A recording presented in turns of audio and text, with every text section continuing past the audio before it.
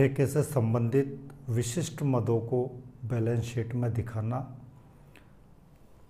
ठेके के संबंध में जो अंतिम शेष हैं उनमें से कुछ मदों को चिट्ठे में संपत्ति पक्ष पर दिखाया जाता है और कुछ मदों को दायित्व पक्ष पर दिखाया जाता है। संपत्ति पक्ष पर ठेके पर वर्ष के अंत में शेष रही सामग्री या कार्यस्थल पर सामग्री या मटेरियल एट साइट। ठेके पर जो भी सामग्री बची है वो कहलाती है उस ठेके पर शेष रही सामग्री या कार्यस्थल पर सामग्री, मटेरियल एट साइट। इसे चिट्ठे में संपत्ति पक्ष पर दिखाया जाएगा। इसके बाद संपत्ति पक्ष पर जो कार्यस्थल पर जो संयंत्र बचा है उस संयंत्र का अपलिखित मूल्य यानी मूल्यह्रास घटाने के बाद जो मूल्य है उस मूल्य को संपत्ति पक्ष पर प्लांट एट साइट के रूप में लिखा जाएगा।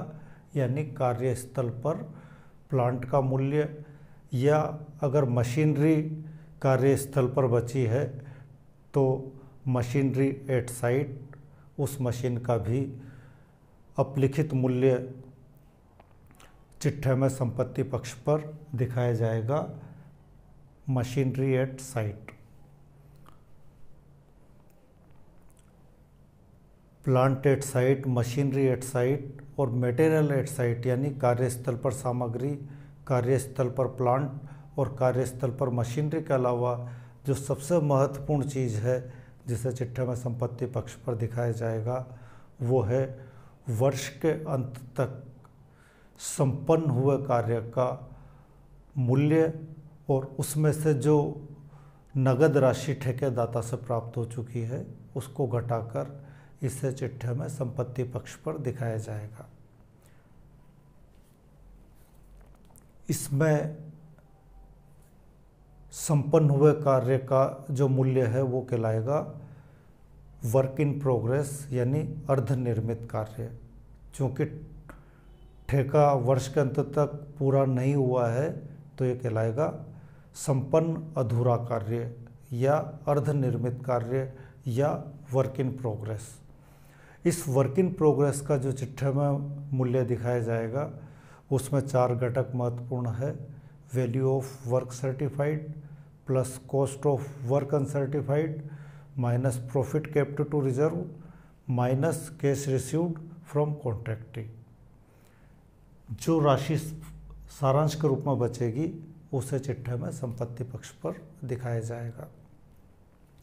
यहाँ पर वैल्यूएशन ऑफ वर्क सर्टिफाइड होगा ठेकेदाता के इंजीनियर या आर्किटेक्चर द्वारा वर्ष के अंत में संपन्न कार्य का जो प्रमाणीकरण कर दिया गया है उसका मूल्य कहलाएगा प्रमाणित कार्य का मूल्य या वैल्यू ऑफ वर्क सर्टिफाइड। तथा जो कार्य इंजीनियर या आर्किटेक्चर द्वारा प्रमाणित करने के बाद वर्ष के अंत तक संपन्न हुआ है ऐसे कार्य की लागत कहलाएगी कॉस्ट ऑफ वर्क अनसर्टिफाइड। इस कॉस्ट ऑफ वर्क अनसर्टिफाइड को भी वर्क इन प्रोग्रेस में दिखाएंगे। यानी वर्क इन प्रोग्रेस में 2 महत्वपूर्ण है, वैल्यू ऑफ वर्क सर्टिफाइड और कॉस्ट ऑफ वर्क अनसर्टिफाइड। इन दोनों के जोड़ में से जो राशि वर्ष के कुल लाभ में से संचय के लिए रोक ली गई है उस राशि को घटा दिया जाएगा प्रॉफिट केप्ट टू रिजर्व। और इसको घटाने के बाद जो शेष आएगा उसमें से ठेकेदाता से जो राशि वर्ष के अंत तक प्राप्त हो चुकी है उसको भी घटा दिया जाएगा और शेष जो बचेगा उसे चिट्ठे में संपत्ति पक्ष पर दिखाया जाएगा।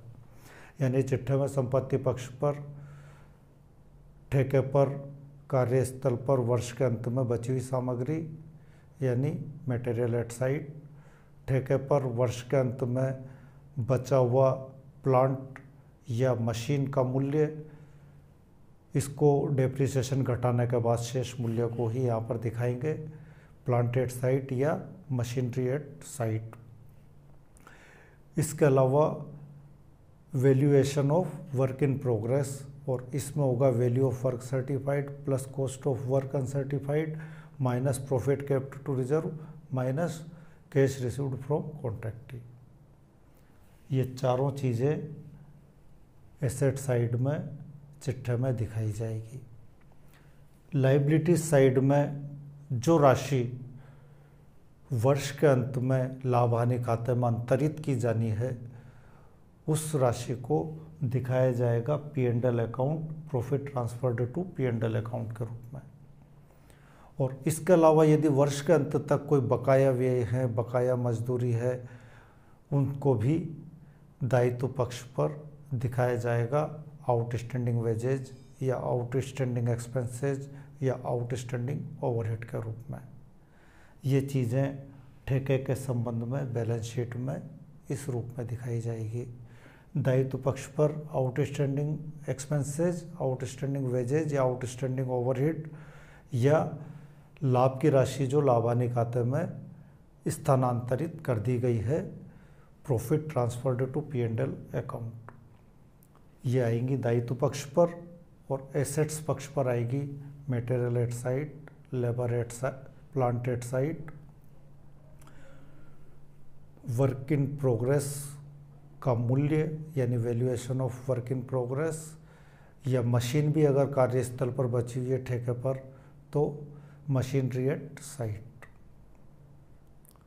इसके अलावा ठेकेदार की जो अन्य संपत्तियां और अन्य दायित्व है उन्हें सामान्य सिद्धांतों के आधार पर संपत्तियों को संपत्ति पक्ष पर तथा दायित्वों को दायित्व पक्ष पर दिखा दिया जाएगा।